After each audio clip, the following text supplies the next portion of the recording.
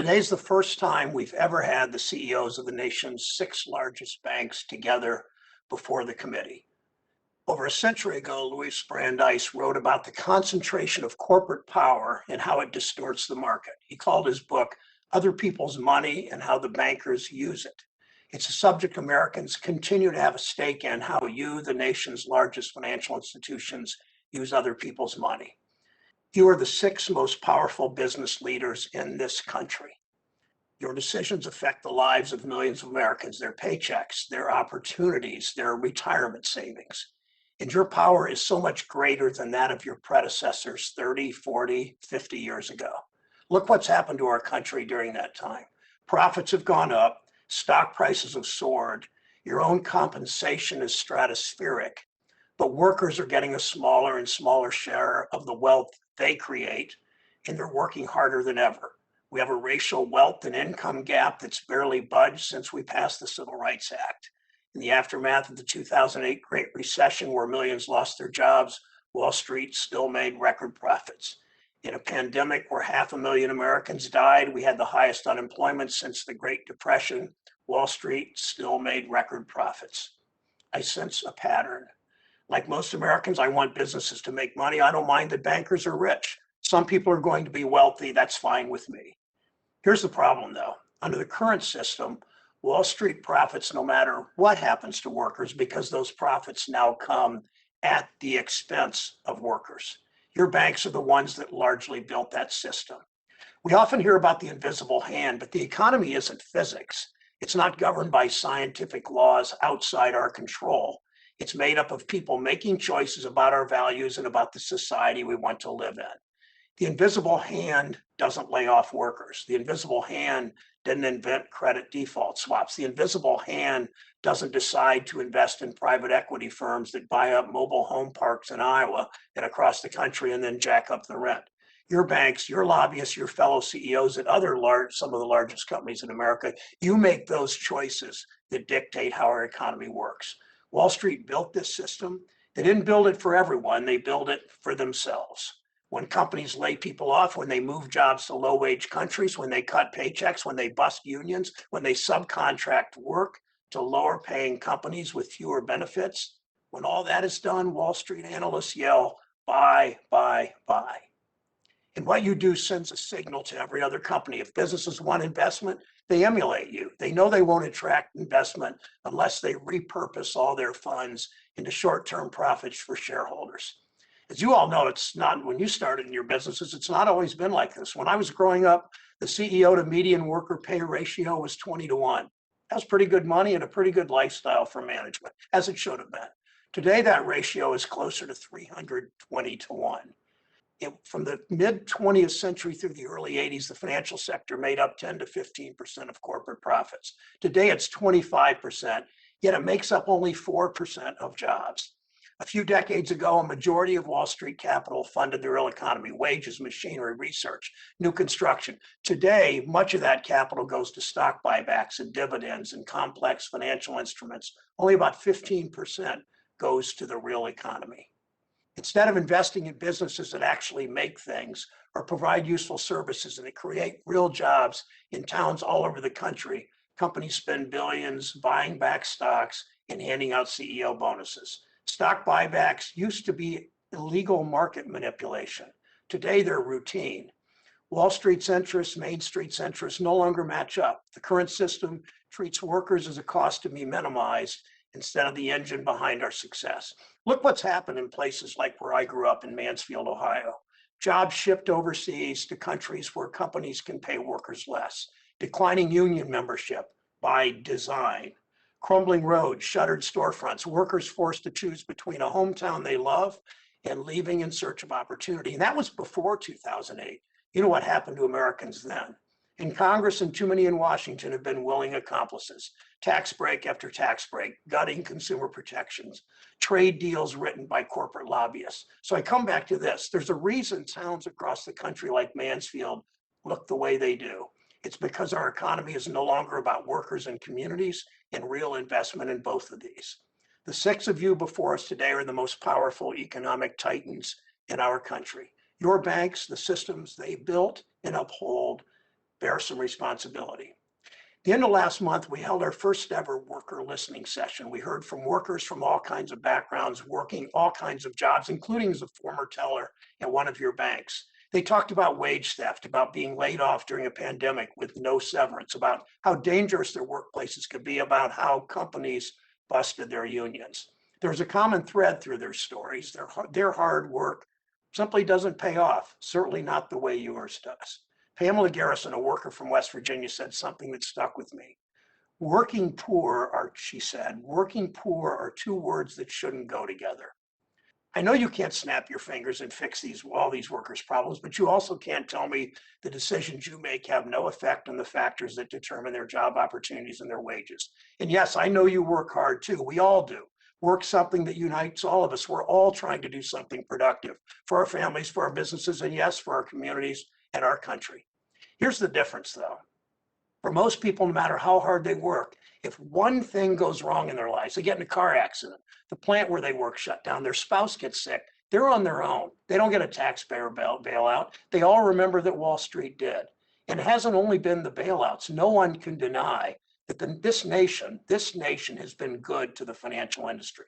Deposit insurance, the federal payment systems, the whole financial infrastructure you all rely on. But your banks haven't held up your end of the deal. As far as I can tell, you haven't at all rethought this Wall Street system, built on short-term profits at the expense of long-term growth for everyone. In fact, you continue to perpetuate it. Wall Street gets second chance after second chance after second chance. Most workers don't even get one. It's past time for the financial industry to be as good to the American people as the nation has been to you, the financial industry. The purpose of today's hearing is to show Americans their government's finally looking out for them, that we understand this economic system has betrayed millions of workers that holds our country back. Here's what we want to hear from you today. What are you and the companies you run going to do? Not just say, but actually do to change. We want to hear what concrete actions you'll take to change the incentives on Wall Street to reward work instead of just rewarding wealth, to pay for and work to undo the damage that Wall Street has done and continues to do to communities of color, to stop investing in corporations that fuel climate change, threatening people's communities and livelihoods, to channel your vast resources into businesses that employ actual people in cities and towns, from my father's hometown of Mansfield, Ohio, to my mother's hometown of Mansfield, Georgia, to invest in our country's greatest asset, the American people. I've heard many of you argue you don't need government rules forcing you to make changes to your business model. So today, show us some proof. Prove to us that you're going to use your positions to change the Wall Street system, to make our economy work for everyone, not just for CEOs and the wealthy. All of you spoke about lending to small business, and over the past year in the middle of the pandemic, when small businesses and families have been desperate for loans, the amount of loans that your bank's made has dropped. Instead of lending, instead of putting money back into the economy, you've all said publicly you plan to spend billions on buybacks and dividends. My question starts, Mr. Moynihan. Your bank's lending fell 14% over the last year. You just announced $25 billion in stock buybacks. Why not lend that money to small businesses and families? Well, the good news, Chair Brown, is that we can do both. We can return capital to our shareholders to help them enhance their returns at the same time lending to small business. For the month of May, we did $1 billion in the first 3 weeks of May. We've done $1 billion in new commitments to small business. That's up 29%, not over 20, but over 2019, showing that we have it. We have a $35 billion small business portfolio, the largest in the country. Continue to work carefully with them. The reasons why loans fell in the crisis are businesses did need the credit, but also remember the PPP had a tremendous impact on demand for our clients. And as we did $35 billion of PPP loans, that obviously caused less borrowing from our lines of credit to small business. Mr. Moynihan, you say you can do both, but you haven't done both. And during the pandemic, 5,000 community banks across the country, their lending went up 10%. Your job is to spur innovation and create jobs. You supposedly employ some of the best economic experts in the country. You just can't tell me you can't find a better way to spend $25 billion. You could pay your workers more. You could do a variety of things to serve the community a little better than stock buybacks. Let me shift to Mr. Diamond. Mr. Diamond, at most of your banks, the CEO makes for all of you, but most of your banks, the CEO makes 800 or 900 times your lowest paid worker. So, Mr. Diamond, help me understand this. I don't think any of us on this panel or any of the senators asking questions thinks that you work 900 times harder than the tellers and customer service agents at JP Morgan Chase. So help me understand this. How did we end up here where CEOs are making 900 times what some of their workers are making? We're very proud of the opportunity we give to all of our people here. Our starting wages are approximately $35,000 plus medical benefits, retirement benefits. We take very good care of our people in terms of training and all that. My compensation is set by the board. They look at multiple factors, and that's how it takes place. But I mean, these are workers that I fight for every day, the people that work at JP Morgan Chase in Columbus and around the country. But 900 times is just, there's really no explanation. Let me ask it to each of you in another way. This will be a simple yes or no question. I appreciate many of you have raised wages. A number of you mentioned that. I appreciate when you raise your wages for contractors too.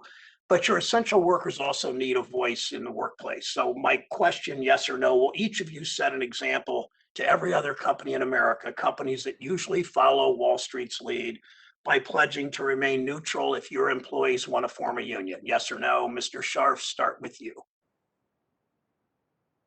Chairman, we would work with our employees to make sure that their voice is heard and do everything we can to ensure that that voice is loud and clear. Will you remain neutral if they want to form a union? As I said, I think we want to engage with them and understand what their concerns are and have a deep understanding of that before we make any decision. Ms. Fraser, would you remain neutral if they want to form a union? We would certainly be supportive of our employees having as many opportunities as they possibly can. Mr. Diamond? No. Mr. Moynihan? No, we would allow them to have their voice heard and see what happens. Mr. Solomon? We would allow their voice to be heard. Does that mean you'd be neutral on forming a union? We'd allow their voice to be heard. Okay, Mr. Gorman? Like the others, we listen to and respect what our employees want to do, and we work with them in that. We know unions can do much to give women and people of color some power in the workplace. The decisions you make affect workers all over the country, workers whom your companies couldn't function without it. You've acknowledged that. But the leaders make those decisions don't reflect your workers. They don't reflect the country. A couple of years ago, Congressman Al Green asked in a House hearing when your companies would be led by women and people of color. Your banks have clearly not made enough progress. Mr. Gorman, you were one of only 2 CEOs who didn't believe there would be a woman or person of color leading your bank in the next decade. Don't you have a responsibility to do something about that? Absolutely. But I was asked the question, I answered it truthfully. The senior leadership at that point in time happened to be men, but we've since installed a woman as our CFO. Just last week, we have a woman who's co-head of banking. We have a woman co-head of Asia. We have a woman who's head of all of Europe, Middle East, and Africa. Our chief audit officer is a woman. Our vice chairman covering sustainability is a woman. And 6 of my 13 direct reports are people of diversity. So I absolutely am committed to it, Chair, but I also happen to reflect the reality this organization has been built over many decades, and it takes a long time for talent to rise to the top. So I'll re-ask the question. The next decade, will one of those women be the CEO? I think there's a distinct possibility, but I can't guarantee it. It's for the board. What I'm doing is giving the board choices of not just who replaces me, but who replaces that person. Okay, thank you. We all need to do, all you need to do more, and we want to see permanent change, of course, as the country, the diversity of this country needs to be reflected in the Senate, in boardrooms, and in CEO job positions. Again, thank you all for your patience in being here. I look forward to doing this more in the future. We've heard a lot today about how much you value your employees, and that yet not one of you agreed to remain neutral if your workers want to unionize. You said you would allow their voices to be heard, but that's not what remaining neutral really means, not using your vast power to intimidate your employees. You say you focused on lending to small businesses and growing the economy, but I look at your actions, not your words. Instead, we see all of you spending billions on stock buybacks. You say that climate change is a threat to the entire economy, but you drag your feet when it comes to investing in new technology and the jobs of the future. I'm glad you raised wages. I appreciate your doing that. I'm glad you made some investments in minority depository institutions and started to increase diversity in your senior leadership. Several cases leading right up to this hearing. I hope you all continue to do that throughout the year and not just before a Senate hearing. It's also not even close to enough when you're the most powerful economic actors in the country. As I said, the 6 most important business people in this country are on this screen right now. The signals your companies send influence workers at companies all over the country, not just your own employees. Before the pandemic, Bank of America downgraded Chipotle's stock because an analyst decided the company pays its workers too much. As a result, the company's share price declined by 3%. When American Airlines announced pay raises for its pilots and flight attendants, Wall Street punished the company, dropping its stock price 5%. A Citibank analyst actually wrote, "This is frustrating. Labor is being paid first again. Shareholders get leftovers." Leftovers. We might have thought that after the pandemic, things might start to change a bit. No one could deny how much essential workers contribute, how our economy is supposed to reward people whose talents are in high demand. That's what we're all taught, and that's what corporate leaders always tell us, right? But this year, after Amazon defeated Alabama workers' union organizing efforts, the company's stock climbed. Just a few weeks ago, Wall Street sent Uber and Lyft and DoorDash stocks down when Labor Secretary Walsh said gig workers should be classified as employees. This sends a pretty clear message. The more you pay your employees, the worse you're going to do on Wall Street. The less power you give workers, the better you'll do. This view that American workers are a cost to cut instead of a valuable asset to invest in is what's wrong with this system. So-called analysts on Wall Street, often at your banks, make decisions for people in Ohio and Pennsylvania and across the country, decisions about whether workers they've never met in towns they've never been to are a good investment. I hope you'll make progress not only within your own institutions, but in thinking about the role your banks play in leading this system and leading this economy. Thanks for you, all the 6 of you, for being here today. Thanks for your patience and for 3 hours of answering questions. For senators who wish to submit questions, for the record, they're due 1 week from today, Wednesday, June 2nd. To the witnesses, we ask you to respond within 45 days. Thank you again. With that, this hearing is adjourned. Thank you all. Thanks, everybody.